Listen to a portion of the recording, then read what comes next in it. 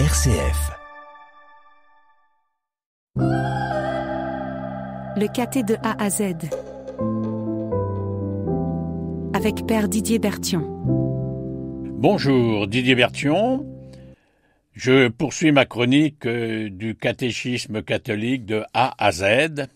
Et aujourd'hui, en ce temps de carême, en ce début de carême, nous allons partir à la découverte de ce mot.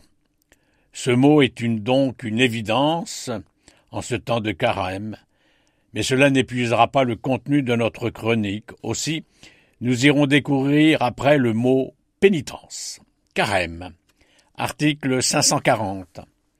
La tentation de Jésus manifeste la manière qu'a le Fils de Dieu d'être Messie, à l'opposé de celle que lui propose Satan et que les hommes désirent lui attribuer. C'est pourquoi le Christ a vaincu le tentateur pour nous. Hébreux 4,15. Car nous n'avons pas un grand prêtre impuissant qui compatit à nos faiblesses, lui qui a été éprouvé en tout d'une manière semblable, à l'exception du péché. L'Église s'unit chaque année par les 40 jours du Grand Carême au mystère de Jésus au désert. Matthieu 16, 21-23.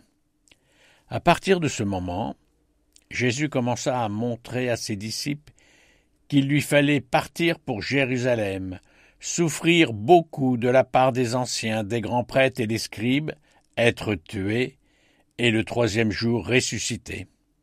Pierre, le prenant à l'écart, se mit à lui faire de vifs reproches. « Dieu t'en garde, Seigneur, cela ne t'arrivera pas. » Mais lui, se retournant, dit à Pierre, « Passe derrière moi, Satan.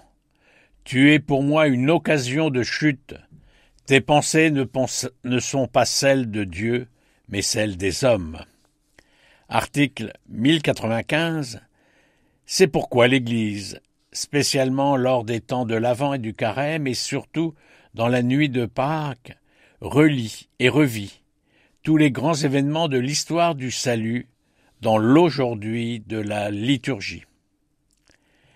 Liturgie juive et liturgie chrétienne, pour une meilleure connaissance de la foi et de la vie religieuse du peuple juif.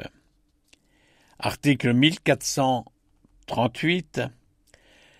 Les temps et les jours de pénitence au cours de l'année liturgique, le temps du carême chaque vendredi en mémoire de la mort du Seigneur, tout cela constitue des moments forts de la pratique pénitentielle de l'Église. Ces temps sont particulièrement appropriés pour les exercices spirituels des liturgies pénitentielles, les pèlerinages en signe de pénitence, les privations volontaires comme le jeûne, l'aumône et le partage fraternel. Article 1439. Le mouvement de la conversion et de la pénitence a été merveilleusement décrit par Jésus dans la parabole du Fils prodigue, dont le centre est le Père miséricordieux. Luc 15, 11-24. Jésus dit encore, un homme avait 2 fils. Le plus jeune dit à son père, « Père, donne-moi la part de fortune qui me revient. » Et le père leur partagea ses biens. Peu de jours après, le plus jeune rassembla tout ce qu'il avait et il partit pour un pays lointain où il dilapida sa fortune en menant une vie de désordre. Il avait tant dépensé quand une grande famine survint dans le pays et il commença à se trouver dans le besoin. Il alla s'engager auprès d'un habitant de ce pays qui l'envoya dans ses champs garder les porcs. Il aurait bien voulu se remplir le ventre avec les gousses que mangeaient les porcs, mais personne ne lui donnait rien. Alors il rentra en lui-même et il se dit « Combien d'ouvriers de mon père ont du pain en abondance et moi, ici, je meurs de faim. Je me lèverai, j'irai vers mon père et je lui dirai « Père, j'ai péché contre le ciel et envers toi. Je ne suis plus digne d'être appelé ton fils. Traite-moi comme l'un de tes ouvriers. » Il se leva et il s'en alla vers son père. Comme il était encore loin, son père l'aperçut, et il fut saisi de compassion. Il courut se jeter à son cou et le couvrit de baisers. Le fils lui dit « Père, j'ai péché contre le ciel et envers toi, je ne suis plus digne d'être appelé ton fils. » Mais le père dit à ses serviteurs « Vite, apportez le plus beau vêtement pour l'habiller, mettez-lui une bague au doigt et des sandales aux pieds. Allez chercher le veau gras, tuez-le, mangeons, festoyons. Car mon fils que voici était mort, et il est revenu à la vie. Il était perdu, et il est retrouvé. » Et ils commencèrent à festoyer. Cette parabole est la meilleure des transitions pour poursuivre notre chemin à travers le mot pénitence. Article 827. Tandis que le Christ, saint innocent sans tache, venu uniquement pour expier les péchés du peuple, n'a pas connu le péché, l'Église, elle, qui renferme des pécheurs, est donc à la fois sainte et appelée à se purifier, et poursuit constamment son effort de pénitence et de renouvellement. Tous les membres de l'Église, y compris ses ministres, doivent se reconnaître pécheurs. 1 Jean 1, 8, 10. Si nous disons que nous n'avons pas de péché, nous nous égarons nous-mêmes, et la vérité n'est pas en nous. Si nous reconnaissons nos péchés, lui qui est fidèle et juste va jusqu'à pardonner nos péchés et nous purifier de toute injustice. Si nous disons que nous sommes sans péché, nous faisons de lui un menteur, et sa parole n'est pas en nous.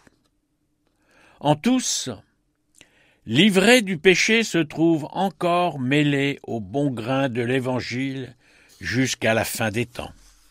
Matthieu 13, 24-30. Jésus leur proposa une autre parabole. Le royaume des cieux est comparable à un homme qui a semé du bon grain dans son champ. Or, pendant que les gens dormaient, son ennemi survint, il sema de l'ivraie au milieu du blé et s'en alla. Quand la tige poussa et produisit l'épi, alors l'ivraie apparut aussi. Les serviteurs du maître vinrent lui dire « Seigneur, n'est-ce pas du bon grain que tu as semé dans ton champ? D'où vient donc qu'il y a de l'ivraie ?» Il leur dit « C'est un ennemi qui a fait cela. » Les serviteurs lui disent « Veux-tu donc que nous allions l'enlever ?» Il répond « Non. En enlevant l'ivraie, vous risquez d'arracher le blé en même temps. Laissez-les pousser ensemble jusqu'à la moisson.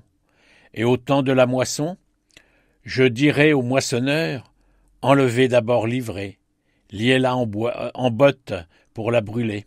Quant au blé, ramassez-le pour le mettre dans mon grenier. » L'Église rassemble donc des pécheurs, saisis par le salut du Christ, mais toujours en voie de sanctification. L'Église souffre et fait pénitence pour ses fautes, dont elle a le pouvoir de guérir ses enfants par le sang du Christ et le don de l'Esprit Saint. Nous terminons par cette phrase d'espérance notre chronique sur le mot pénitence. À très bientôt. C'était le caté de A à Z avec Père Didier Berthion.